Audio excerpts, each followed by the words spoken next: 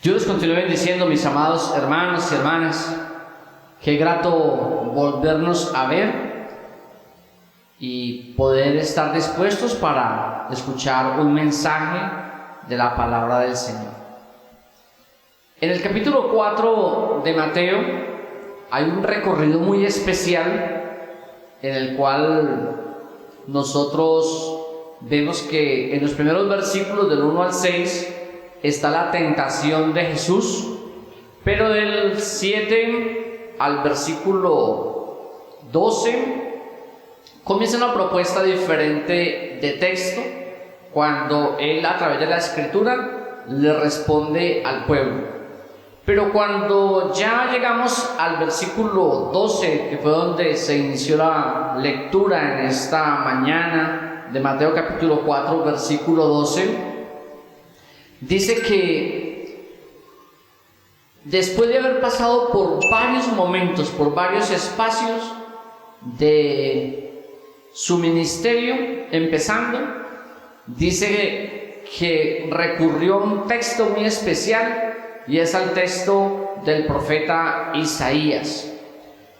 Dejando Nazaret, vino y habitó en Capernaum, ciudad marítima, en la región de Zabulón y Neftalí, para que se cumpliese lo dicho por el profeta Isaías cuando dijo: tierra de Zabulón y tierra de Neftalí. Pero en el versículo 16 está el énfasis por el cual hace esa mención. Dice: el pueblo asentado en tinieblas vio gran luz, y a los asentados en región de sombra de muerte, luz resplandeció.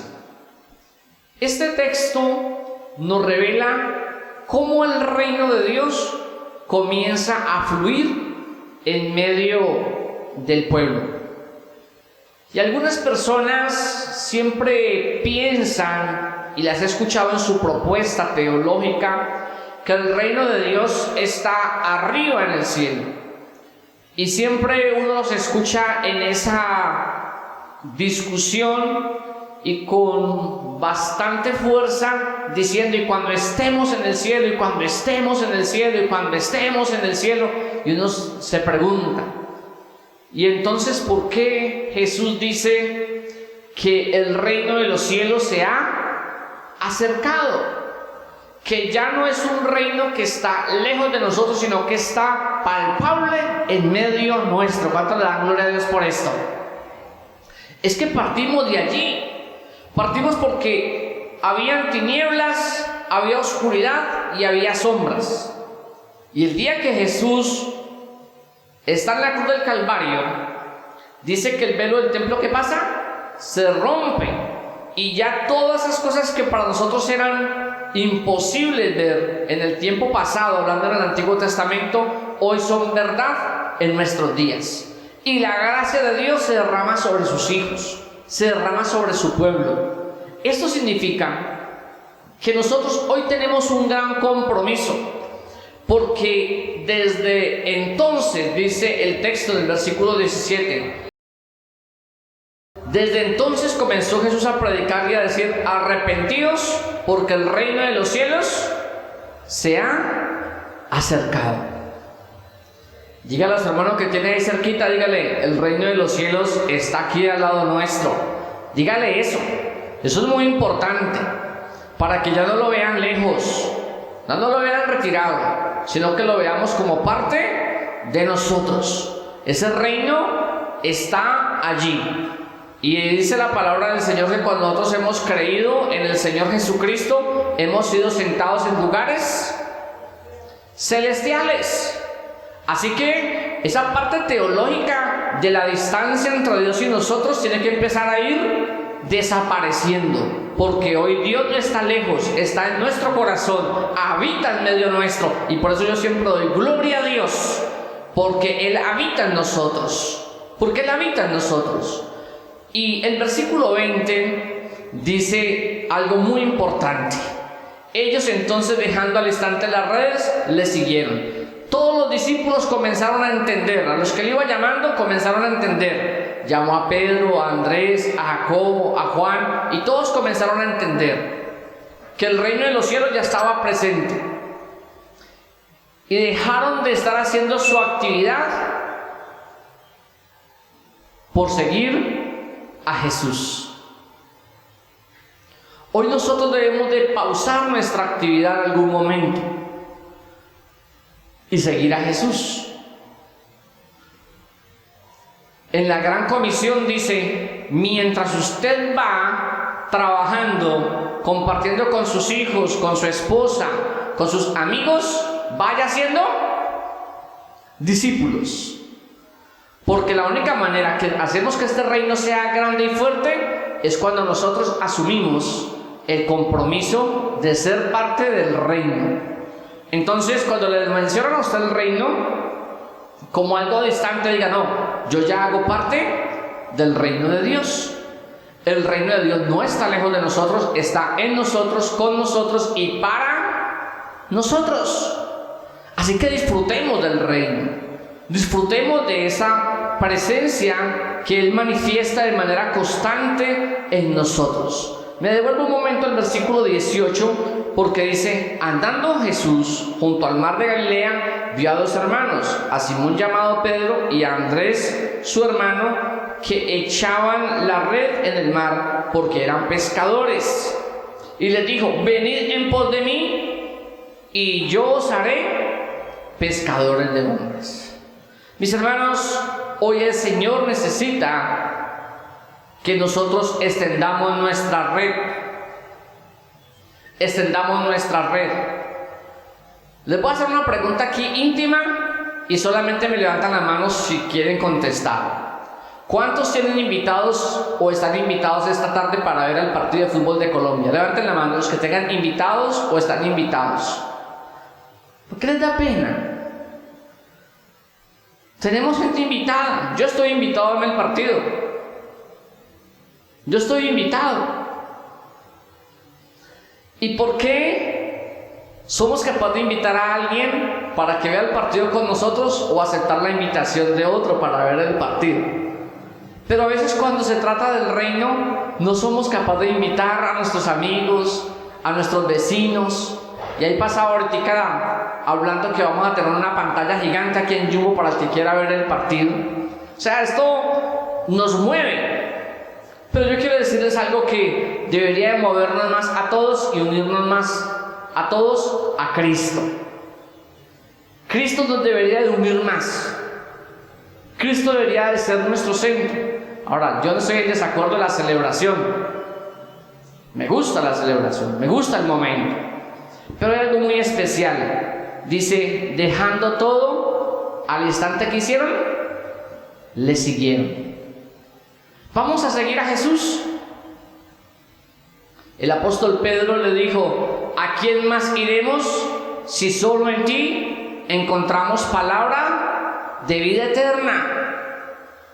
Todo lo que nos ofrece el mundo es temporal, pero lo que nos ofrece el reino de Dios es eterno. Y qué bueno, mis hermanos, poder nosotros disfrutar de este momento especial, cuando el Señor dice: ustedes hacen parte del reino, celebren conmigo el reino, disfruten conmigo el reino y pasemos tiempo en el reino de Dios. Quisiéramos nosotros poder mirar este versículo 23 tal como lo miró Jesús. Y recorrió Jesús toda Galilea, enseñando en las sinagogas de ellos y predicando el evangelio del reino y sanando toda enfermedad y toda dolencia del pueblo. ¿A qué vino el reino a la tierra? Según ese versículo, ¿a qué llegó el reino acá a la tierra? A restaurar la tierra, a transformar la tierra, a hacerla nueva. Y ahora me decía Libaniel que sembró un bananito y se le quemó porque la preparación de la tierra fue bastante diferente. Ahí en un momentico charlamos. Y es que los terrenos se preparan, es que los terrenos se limpian, y es que los terrenos se disponen para ello. Pero Dios necesita un terreno dispuesto en nuestro corazón para que nazca esa nueva vida en restauración y en transformación para Él. ¿Cuántos de nosotros gozamos de esto ya? ¿4? Ah, bueno. ¿Cuántos de nosotros gozamos ya de esa restauración y ese nuevo estilo de vida en Cristo Jesús? Es que es lo que necesitamos, mis hermanos. Las personas necesitamos leer la Biblia de manera diferente, ver cumplida la palabra en nuestra vida de manera diferente. Porque dice él que recorría la ciudad, recorría las sinagogas y recorría en medio de la gente, invitándoles para la transformación de sus vidas. Hoy tenemos familia, tenemos amigos, tenemos compañeros de trabajo, tenemos cosas que necesitamos volverlas parte del reino. Parte del reino. Nosotros tenemos que mirar el mundo como un todo. ¿En las manos de quién? De Dios. El reino de los cielos ya no está lejos, está en medio de nosotros. Gocémonos y alegrémonos por esa victoria de Cristo Jesús, para no tener el reino lejos nuestro, sino tenerlo demasiadamente cerca. Los del Antiguo Testamento no tenían ese privilegio. Ellos tenían que esperar tener un culto una vez al año para poder ver la gloria de Dios manifiesta en el templo, y se transportaban de diferentes ciudades hasta llegar a Jerusalén para ver la gloria de Dios manifiesta una vez al año. Hoy usted y yo tenemos 365 días del año manifiesta la gloria de Dios, y eso tiene que hacerse visible en nosotros, tiene que sentirse en nosotros. No, pero ¿qué hacemos si es que estoy sin trabajo, si es que he estado enfermo, si es que he estado triste, si es que tengo un familiar así? No se decaiga por eso. Vamos, que la victoria ya la tenemos en Cristo Jesús. Y las situaciones adversas solamente hacen parte de nuestra vida, pero no controlan nuestra vida, porque estamos de la mano de Dios. No estamos en un reino derrotado. No estamos en un reino acabado, estamos en un reino que va de victoria en victoria y de triunfo en Cristo Jesús. Así que es necesario volvernos, mis hermanos, y mirar que por donde quiera que recorramos nosotros, la presencia de Dios recorre con nosotros. Por eso el actuar de nosotros no debe ser un actuar de doble moral, un actuar de doble cara, un actuar de doble faz, sino que nuestro sí sea sí y nuestro no sea no, para que el reino de Dios se haga visible en medio de lo invisible del pecado del mundo. Y el versículo 24 dice: y se difundió su fama por todo Siria, y les traían todos los que tenían dolencias, los afligidos por diversas enfermedades y tormentos, los endemoniados, los lunáticos y los paralíticos, y los sanó. Mis hermanos, muy importante que empecemos nosotros a leer estos tiempos que el Señor nos da, a mirar cómo Dios está actuando en medio de su pueblo. A veces las dolencias, las enfermedades, las crisis son las que más nos acercan al Señor.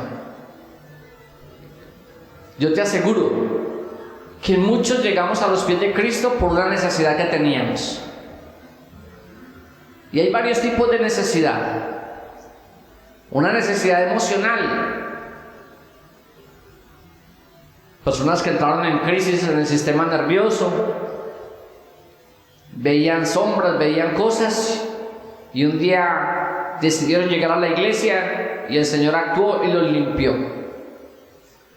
Otros llegaron con enfermedades bastante críticas, cáncer, miomas, una cantidad de cositas que afectaban el cuerpo, pero un día el Señor también los miró y los sanó.